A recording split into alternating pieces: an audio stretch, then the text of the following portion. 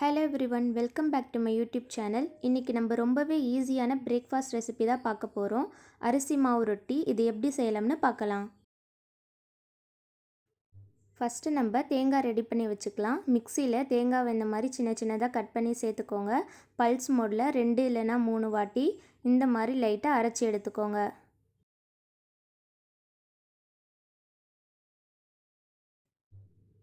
இந்த மாதிரி நல்லா அரைச்சி எடுத்துக்கோங்க. ஒரு பாத்திரத்தில் 1.5 கப் அளவுக்கு அரிசி மாவு சேர்த்துக்கோங்க. கொஞ்சமாக உப்பு சேர்த்துக்கோங்க. வாசனைக்காக கொஞ்சமாக ஏலக்காய் தூள். நம்ம அரைச்சி வச்சுருக்க தேங்காவையும் இதில் சேர்த்துக்கோங்க. இப்போ இது எல்லாத்தையும் நல்லா மிக்ஸ் பண்ணி விடுங்க.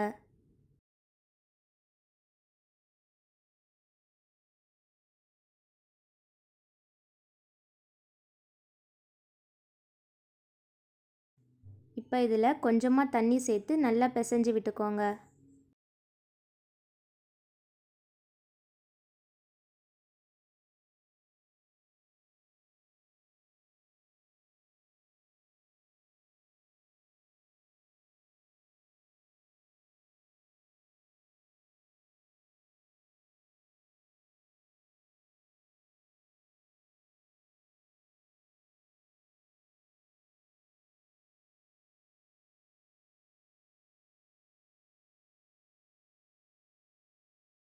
கொஞ்சம் கொஞ்சமாக தண்ணி சேர்த்து இந்த பதத்துக்கு நல்லா பிசைஞ்சு விட்டுக்கோங்க.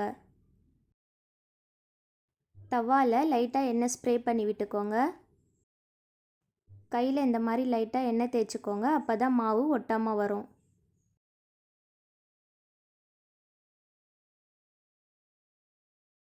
கொஞ்சமாக மாவு எடுத்துக்கோங்க. மாவு எடுத்துகிட்டு இந்த மாதிரி நல்லா உருண்டை பிடிச்சிக்கோங்க.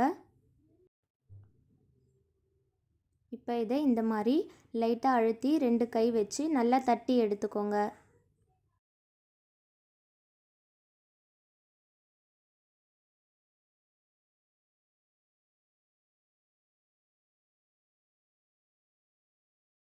ரொம்ப மெலிசாக தட்டக்கூடாது. ஓரளவுக்கு மீடியமாக இந்த மாதிரி தட்டி எடுத்துக்கோங்க. இப்போ இதை தவாவில் போட்டு இந்த மாதிரி லைட்டாக அப்பப்போ ப்ரெஸ் பண்ணி விட்டுக்கோங்க. ப்ரெஸ் பண்ணிவிட்டு 2 சைடும் நல்லா திருப்பி போட்டு வேக வச்சுக்கோங்க.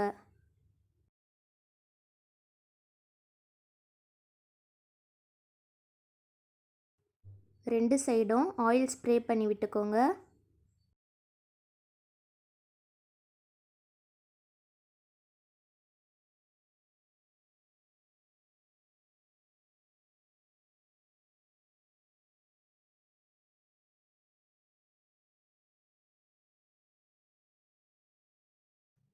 இந்த மாதிரி 2 சைடும் நல்லா திருப்பி போட்டுக்கோங்க. ஒரு 3 நிமிஷம் வேக வச்சா போதும். இந்த மாதிரி 2 சைடும் கோல்டன் கலரில் லைட்டாக வந்ததும் எடுத்துருங்க. இதுதான் கரெக்டான பதம். இதுக்கு மேலே வேக வச்சா இது ரொம்ப இறுகுன மாதிரி ஆகிடும்.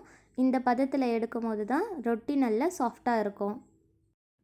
உங்களுக்கு கையில் ரொட்டி தட்ட வரல அப்படின்னா டைரெக்டாக நீங்கள் தவாவில் வச்சு கூட இந்த மாதிரி லைட்டாக ப்ரெஸ் பண்ணி தட்டி விட்டுக்கலாம். ஆனால் இது பண்ணும்போது கொஞ்சம் கேர்ஃபுல்லாக கை சுடாத மாதிரி பண்ணணும். அப்படி இல்லைன்னா வாழை இலை இல்லைன்னா கவர் அதில் கூட நீங்கள் தட்டி சேர்த்துக்கலாம். இந்த மாதிரி ரொட்டியை அப்பப்போ லைட்டாக ப்ரெஸ் பண்ணி நல்லா அழுத்தி விடணும். அப்போ தான் மாவு நல்லா வேகும்.